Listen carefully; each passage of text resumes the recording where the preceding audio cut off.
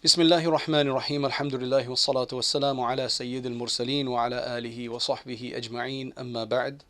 It's been a few weeks since we've returned from Mauritania, and after a series of videos that we did, we thought we'd have one final video on how the scholars are down there, our reflection on the scholars, what we learnt from them, and what we found distinctive about them, because each area has different characteristics.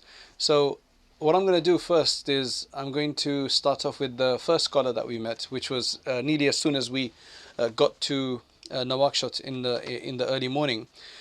This is a scholar whose name is Sheikh Mohammed Abdullah Wuld Sayyid, and he's a very old scholar there. He's based in Nouakchott. He's about 92 years old, and he's been quite ill and sick for the last several months or something like that. So it's actually very difficult to meet him. May Allah subhanahu wa ta'ala grant him shifa and recovery and strength. So our host, Brother Mukhtar, friend, he had been trying to go to visit him before we came as well, but he wasn't able to. But we had, alhamdulillah, a lot of fortune. So when we were arriving, and he asked if we could go and visit, and mashallah, he was permitted to go. So we managed to get to visit him. As I mentioned, he's 92 years old, but he's so down to earth. He's mashallah so casual in the way he speaks, discussing many different topics. He's known to be a Sheikh of Tarbiyah, of the Tijani Tariq, and he's also a great alim. He's a master in Arabic language, and he is known for his boldness. He's willing to go out there and speak. He's written a number of rebuttals against anybody he thinks that goes against the Sunnah. So for example, there was one of the scholars there who wrote, who said something like the turban, the imama, which we consider to be a Sunnah. He said that, oh, the imama is just a casual kind of attire that they used to wear there, which was very cultural, and even Abu Jahl used to wear the turban. So he wrote an entire treatise in rebuttal of that, to establish the position of the turban to be something significant within the Sharia and within the Sunnah of Rasulullah sallallahu alaihi wasallam, as opposed to just something customary that they used to do at the time. So he's of that kind of an approach. He had to lean slightly.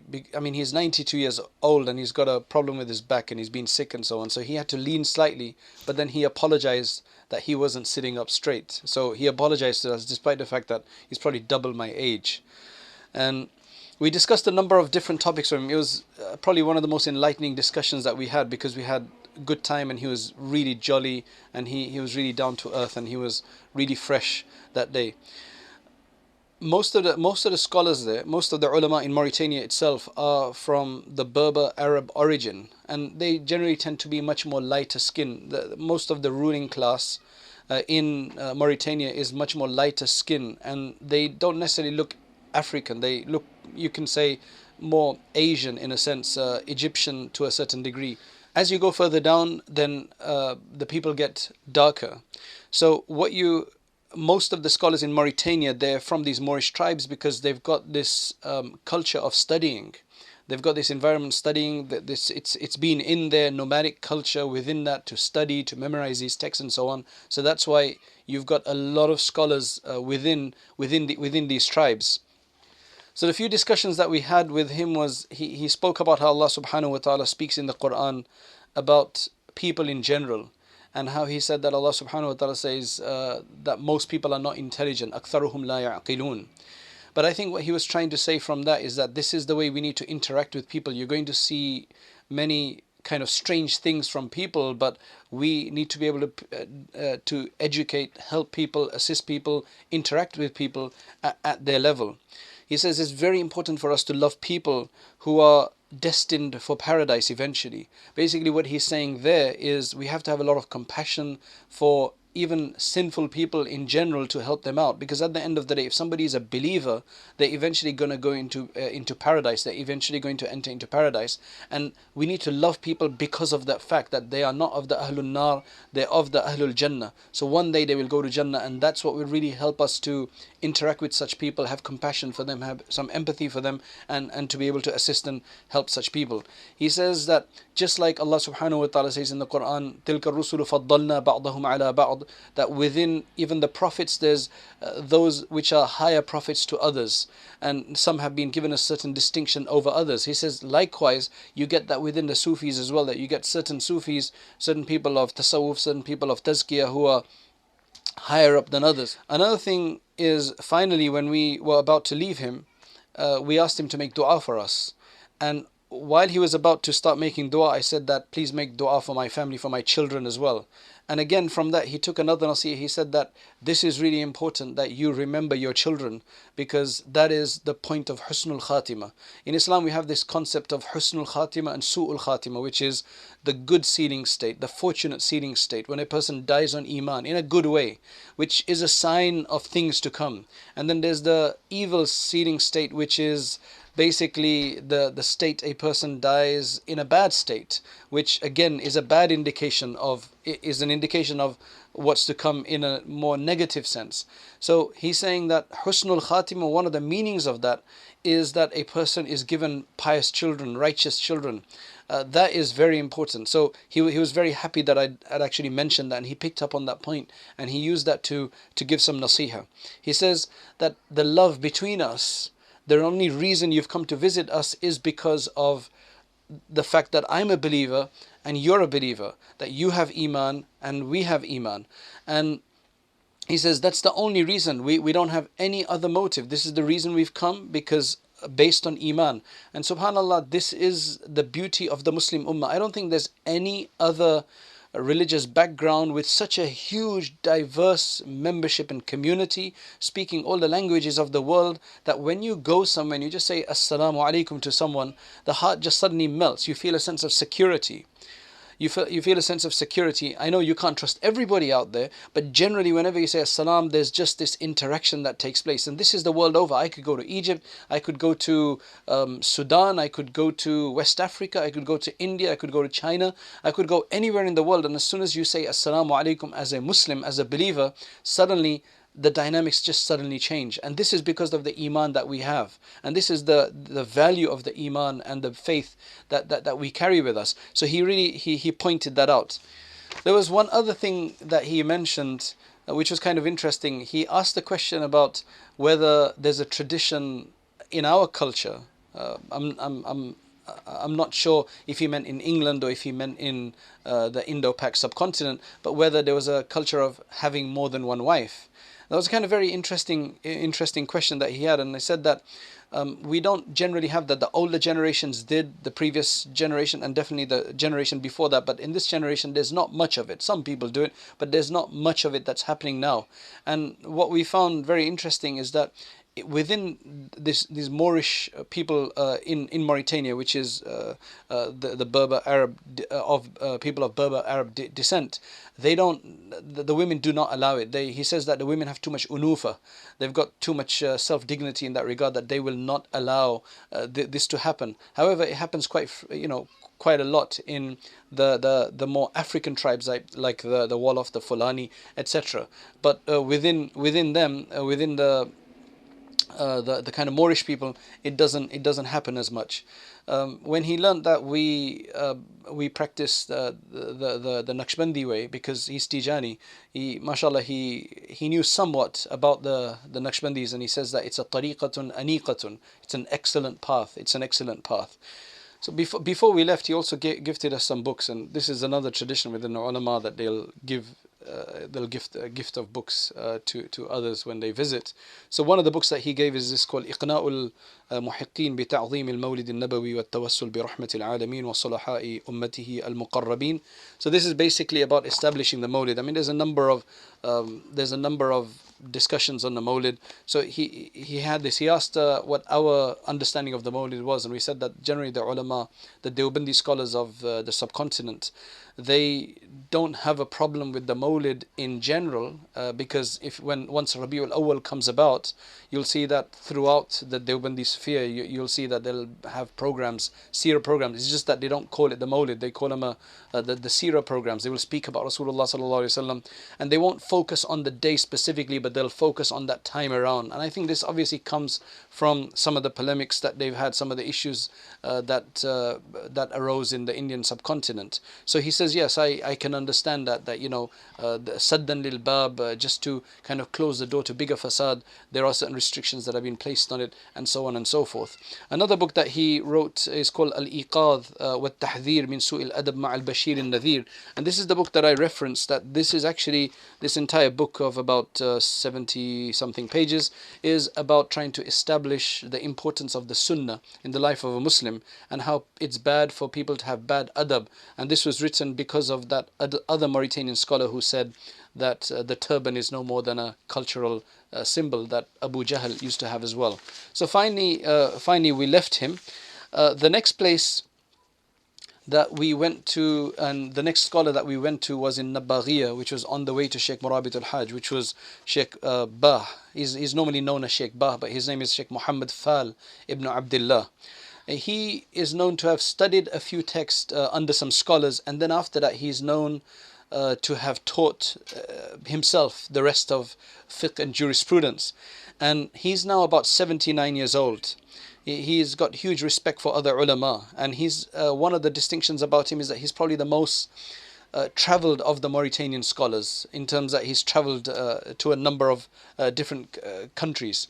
He writes a lot of fatwa, and he's willing to provide some ijtihad beyond the written fatwa, beyond the written text of the Maliki school. He's willing to do ijtihad and give a fatwa on many modern masail. So he's done a few things. He's even written, when he was requested about mechanical slaughter of chicken in the West. So he's even written about subjects like that. One of the books that he gifted us was a book on boycotting Danish goods, which was an issue that took place some years ago with the comics. So he actually wrote a book on that. So you can see that he's got a very international outlook, and he's not just sitting in his village. Though he is sitting in his village, he has travelled a bit. And he's a very good friend of Sheikh Mohammed Al-Hassan, who is the prolific writer and commentator of a number of source texts, who we visit later. Sheikh Mohammed Al-Hassan and him are very good friends, and Sheikh Mohammed Al-Hassan used to come once a year to visit Sheikh Ba and discuss masail, etc. That was one of the few places only that Sheikh Mohammed Al-Hassan used to go to. So you can see the connection between the two. I've already mentioned in the previous videos that he lives in Nabaghiya, which is about 3 hours or so from Nouakchott, the capital itself, with about 500 homes. Again, very hospitable. The family is very hospitable. His son stayed with us throughout while we were waiting to see him. Made sure we ate first. They probably sacrificed something, wallahu alam.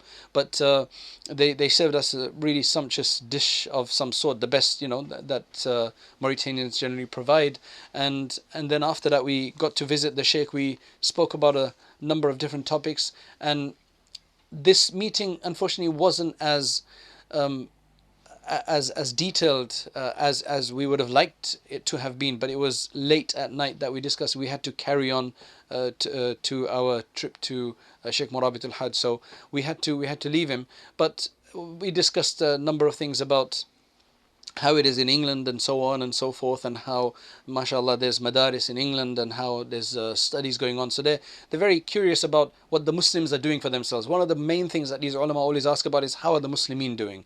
How is the status of the Muslim ummah? So this is their outlook. This is the focus of the scholars. This is the concern of the scholars. One of the books that he gave me was, I don't think he had too many copies left, but this is called Nailus Sul min Shama'il Rasul sallallahu alayhi wasallam. One of the things about the Mauritanian scholars is that they love to write their poetry. So what they do is they reduce a lot of their Maliki text and other texts into poems. So what he's done here is, this is a commentary on a poem based on the Shamail of Rasulullah sallallahu alaihi wasallam, most likely Shamail of Tirmidhi. So it's about the Prophet sallallahu alaihi wasallam, starts with his characteristics and goes on to other topics.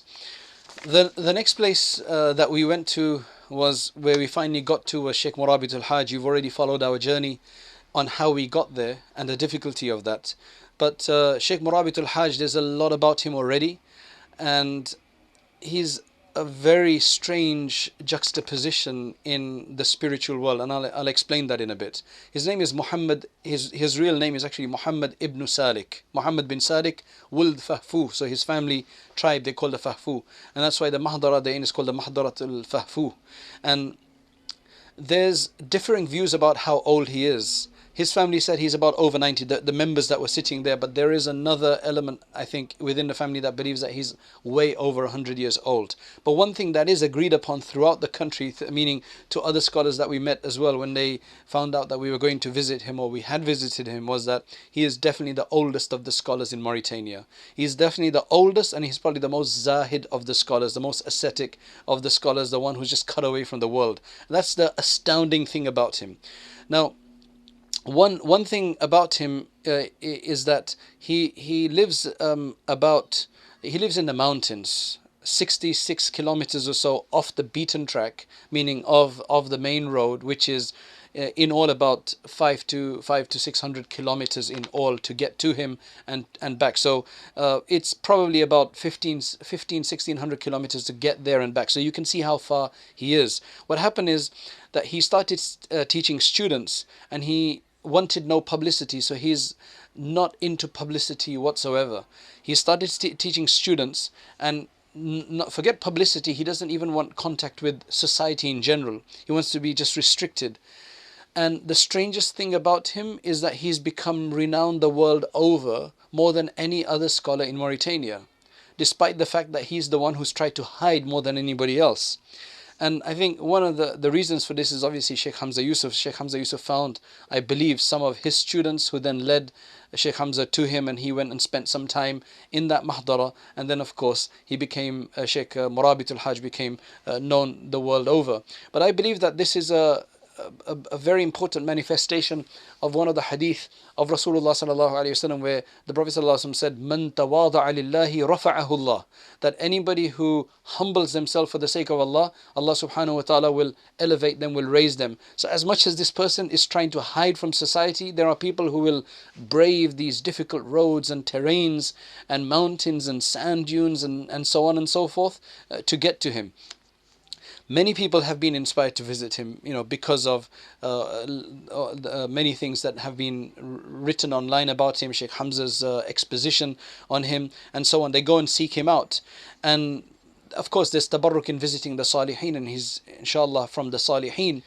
So we also decided to take the journey. Now, the funny thing is that we'd only known about him before, and some of the other names we had in mind. When I talked to my friend, and when we got there, we discovered that there are other scholars who may be more scholarly than him in the sense of academics and so on.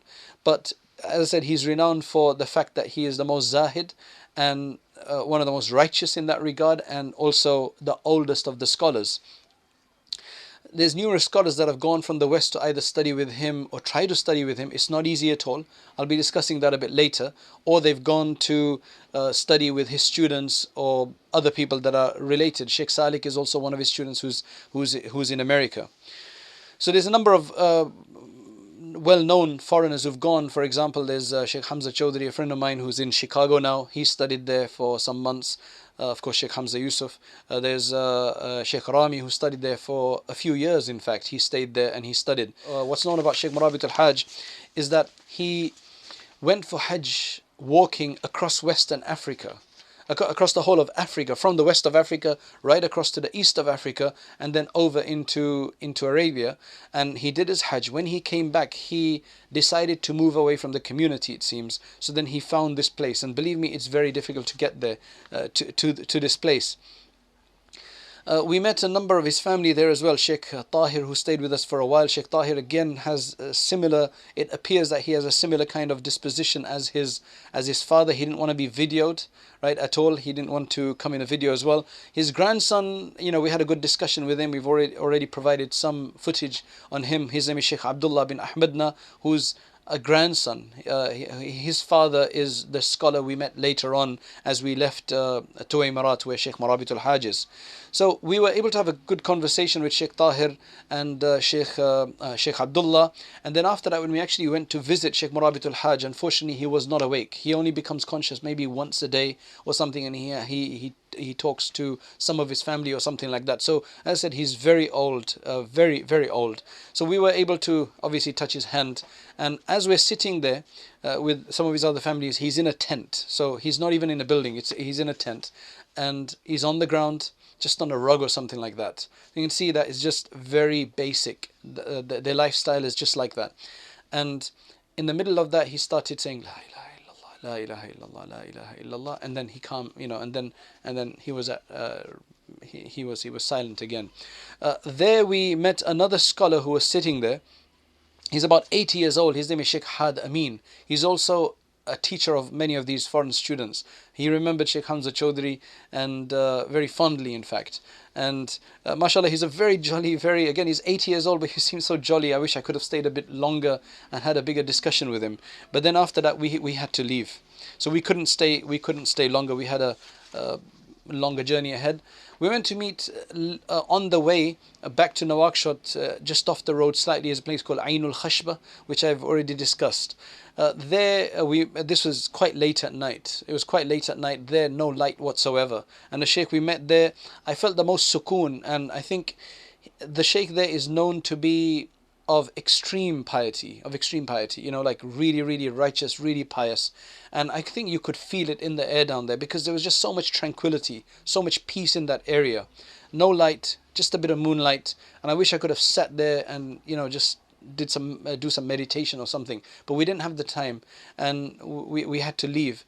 But definitely, if somebody goes, they should go and sit there. They should visit, and they should benefit from the tranquility down there. He was sitting among a number of books. Not even a light bulb was there at the time. Wallahu alam if there was no electricity at the time, or they don't have electricity at all. There was just a torch lamp or something like that, or they were using phones for that. Then back in Nouakchott, we went to visit another scholar who is much younger than the others. Most of these scholars that we met so far, they were all old, all over 70. But they all seemed to be decently healthy. When we got back to Nouakchott, we then went to visit a friend of our host, Brother Mukhtar. We went to visit a friend of him who's a sheikh there, and he has his own masjid, and he has his own zawiyah there, and he's a sheikh of the Tijani Tariqa. And I think the benefit that we had with him was that we had a lot more time down there, and he's very down to earth, very casual, no formalities, no pretenses. His name is Sheikh Bai Al-Haiba. He's half Moorish, and he's half he's half Moorish, and he's half Wolof. And he is also linked through his mother to the big Tijani Sheikh of West Africa, whose name was Sheikh Ibrahim Nias. And mashallah, he was extremely hospitable. He's in Nouakchott itself. He is known to look after numerous people. They say that about 30 or so people eat with him every day. And he feeds a lot of people, and he looks after a lot of people. But he's in Nouakchott, so he's dressed much more elegantly, in the sense that he's not in the desert, but he's really down to earth. He hosted us. There was a dhikr majlis after Maghrib, and even then he was so hospitable that he didn't let us go. He made sure that we had a light supper with him as well. The benefit I got is that we got a much better understanding of the Tijani Tariq, especially that of the West Africa, the stories of their sulaha, their pious individuals, and some of the great ways of how the Tijani tariq actually spread through West Africa. It used to be Qadri and Shadhili before, and then you had Sheikh Ibrahim Nias, who then, mashallah, managed to spread the Tijani tariqah to such a degree that even the Hassaniya people of Mauritania took from him, and they're in his lineage. He speaks a bit of English as well, and he's traveled to South Africa, etc. There were a few Pakistani brothers that came to visit. There was a South African brother that we got to speak there as well. So he is kind of more international in that sense, and because he's based in Nouakchott, he has more access. To this. I would definitely say that if somebody goes to visit Nouakchott, they should try to go and visit him after Maghrib. They have their dhikr majlis anyway. And one of the things that we pray Jumu'ah there. So what we do in the Indian subcontinent as well, which is that they have a bayan, a lecture in Wolof, in the local African language. And then after that, they have the adhan, and then they have the 2 khutbahs in Arabic, because within the Maliki school, the khutbah has to be in Arabic. It's a condition. Right, it's even more strict than it's in the Hanafi school, or perceived to be in the Hanafi school. So you have to have the khutbah in Arabic, and that's why they have the bayan first, they have the adhan, and then they have the khutbahs, and then they have the salat. Then we went and spent a good amount of time, like nearly a full day, one night, and much of the day with Sheikh Mohammed Al-Hassan in the Zawiya called Taysir, which we've got a kind of a full documentary on. But about the Sheikh, you've seen some interaction with him. We've got some footage on that. But the main thing about Sheikh Mohammed Al-Hassan is that he is again around 80 or so years old, but he seems to be so healthy. He was sick on the day we went. He had some kind of flu or something like that. But still, he's lying down and suddenly he'll just get up. And without glasses, he pulls out one of the books, handwritten, and he starts reading it. And you've seen the footage of the way he teaches. He teaches, different students from different parts of the Mukhtasar al-Khalil. When we sat and we had a discussion with him, one thing that you notice about these scholars is that they may not have these massive libraries that you'll find in the West or Muslim countries, other Muslim countries. They have a selection, and now with more and more people going there, they have more. But they really know what they do have, what the source books that they have. They really know them well, so they memorize them properly. And he can basically teach any of these books anytime to any student. So he's been doing this for a number of years. I've already explained a lot about him. One thing that he did ask is that are people, what's the madhab that they follow? So he's very particular about that subject. So he said it's Hanafi. And then he mentions that yes, the Hanafi, Imam Abu Hanifa, he mentioned some praiseworthy words about him, that the fiqh is Hanafi, and so on. Then he asked about whether books are being translated into English, whether any of his books have reached UK, and we mentioned yes. You've got Sheikh Hamza Yusuf. He's discussed. He's done a whole commentary on or used his Matharatul Qulub. There's Sheikh Rami who's doing work on some of the other of his books. Sheikh Mohammed Al-Hassan, he's known to have written a number of commentaries on Sheikh Muhammad Maulud's poems, and he's well known for that. So he's a scholar who's using his time very usefully. But the one thing that stunned me about all of them is the amount of how healthy they are, because they live in the desert. They survive on the basic foods, and so on and so forth. Finally, the one other scholar that I want to speak about, who we didn't get to meet, and his mahdara. We met a South African student there who studies there with his family, with his wife and children, and he said that's probably the most family conducive place or mahdara there is, because it's the most advanced one. We didn't manage to visit because it was off our track and we didn't have enough days, but it's a place called which they say Ma'ta Maulana, which is Ma A'ta Maulana, what our Lord gave us. So that's what that whole area is called, that village is called. The person is Al-Haj Al-Mishri, and again he's another kind of more a person who travels, who's more of an international kind of individual. So this place is close to Rousseau, which is, I believe, towards the Senegalese border, and it's probably the best place for foreigners, as we were told by this South African brother who's been there, who expects to be there for a few years at least. He says that there they actually have a mahdara for women as well, right? Unfortunately, I don't have much other information, but I'm sure you'll be able to find much more of this information online if anybody's interested about that. And he says that even the social aspects there are good, because the the way he's organized the city. He's a visionary. The Sheikh Mohammed, Sheikh Al-Haj al-Mishri, is a visionary, and he's even organized the village. It's not kind of haphazard, one tent here, one house here, one building here, but he's kind of organized it into streets and so on. So he's very forward kind of looking, very modern in his thinking in that regard. They have running water, they have electricity for a number of hours a day, about 6 hours a day, which is quite unique once you go out of Nouakchott. So or into the Badia, basically into these mahdaras. So that unfortunately we didn't get to see him, maybe some other time. Now, just a roundup on the scholars, what I discovered throughout, a few points that I observed. Number one is I found that there were no pretenses.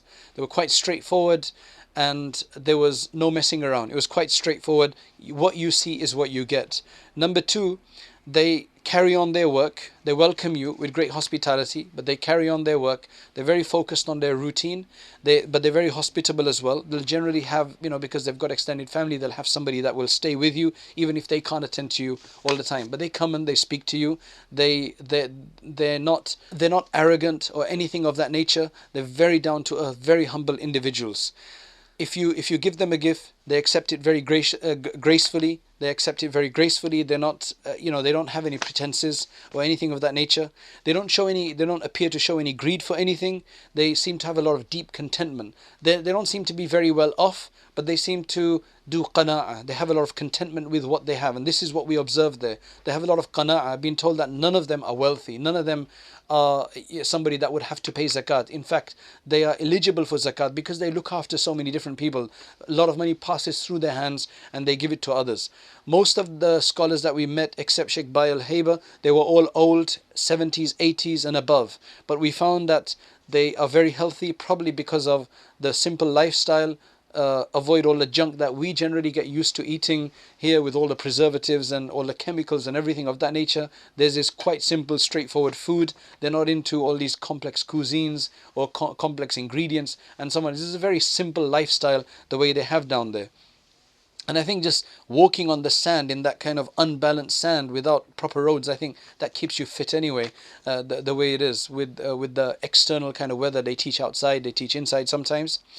Another thing is, in terms of the poverty, one story that was told about Sheikh Ibrahim Nias, he used to never have money because he was always helping others out. But there was one year where he kept a portion of money, the nisab amount, to the side, and he said that I'm keeping this aside so that at the end of the year I will have to pay zakat, so that at least once in my life I can fulfill the obligation of paying zakat. That I can be obligated to pay the zakat and just make that ibadah also come to life, which is one of the pillars of Islam. So that was our roundup. I'm sure there's a lot more that I could say, but in the limited time that we have, this was the things which impacted me most. Just the fact that they're so humble, they've kept the tradition alive, they're very true to their word, they're very strong in their knowledge. They're very strong in their knowledge, and they've kept that tradition going, which I believe is the success of Islam, that it can last anywhere, whether that means in a desert or whether that be a city. May Allah subhanahu wa ta'ala reward all of them. May Allah subhanahu wa ta'ala keep them healthy. May Allah subhanahu wa ta'ala give them more prosperity and grant all of them Jannatul Firdaus.